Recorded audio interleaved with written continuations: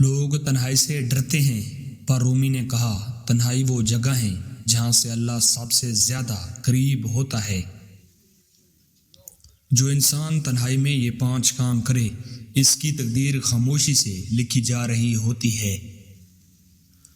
کام number 1، اپنے آپ سے سوال کرو۔ رومی نے کہا جو اپنے آپ سے غافل ہے وہ دنیا سے بھی غافل ہے۔ تنہائی کے لمحے میں بیٹھو اور خود سے پوچھو میں کہاں جا رہا ہوں اور کیوں؟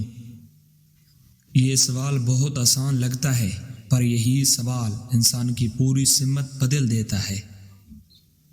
رومی فرماتے ہیں جو اپنے آپ کو پہچان لے اس نے اپنی تقدیر کا راستہ خود چن لیا۔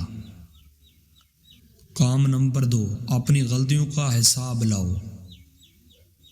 رومی نے کہا جو اپنی غلطیاں دیکھ سکے وہ دنیا کا سب سے بہادر انسان ہے۔ تنہائی میں بیٹھ کر سوچو آج میں نے کیا غلطی کی اور کل میں کیا بہتر کر سکتا ہوں۔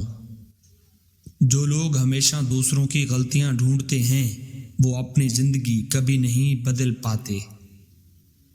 رومی فرماتے ہیں اپنا حساب خود لاؤ ورنہ وقت لے گا، اور وقت بہت سخت حساب لیتا ہے۔ کام نمبر 3، اللہ سے سچی بات کرو۔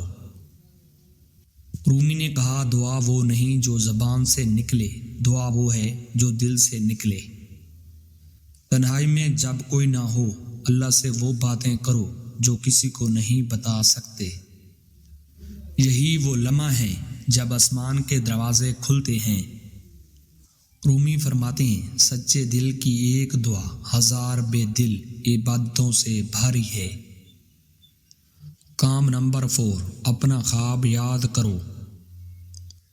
رومی نے کہا جو اپنا خواب بھول جائے وہ زندہ ہو کر بھی مردہ ہے۔ تنہائی میں بیٹھو اور سوچو میں اصل میں کیا بننا چاہتا تھا اور کیا بن رہا ہوں۔ یہ فرق ہی تمہاری زندگی کا سب سے بڑا سبق ہے۔ رومی فرماتے ہیں خواب وہ بیج ہے جو تنہائی کی مٹی میں پل کر بڑا درخت بنتا ہے۔ کام نمبر 5، شکر اور صبر کو اندر اتارو۔ رومی کی سب سے گہری بات شکر اور صبر 2 پر ہیں جن سے انسان آسمان تک اڑ سکتا ہے۔ تنہائی میں بیٹھ کر اپنی ہر نعمت کو یاد کرو، چھوٹی سی چھوٹی بھی۔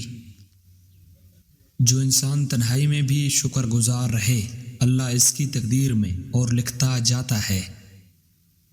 رومی فرماتے ہیں صبر اور شکر وہ 2 ہاتھ ہیں جن سے انسان اپنی تقدیر خود لکھتا ہے۔ تنہائی کبھی سزا نہیں ہوتی۔ رومی نے کہا یہ اللہ کا وہ تحفہ ہے جو صرف خاص لوگوں کو ملتا ہے۔ جو تنہائی میں یہ 5 کام کرے اس کی تقدیر خاموشی سے بدل رہی ہوتی ہے۔ کمنٹ میں لکھیں میں تیار ہوں، اور یہ ویڈیو اس دوست کو بھیجیں جو آج تنہا ہے۔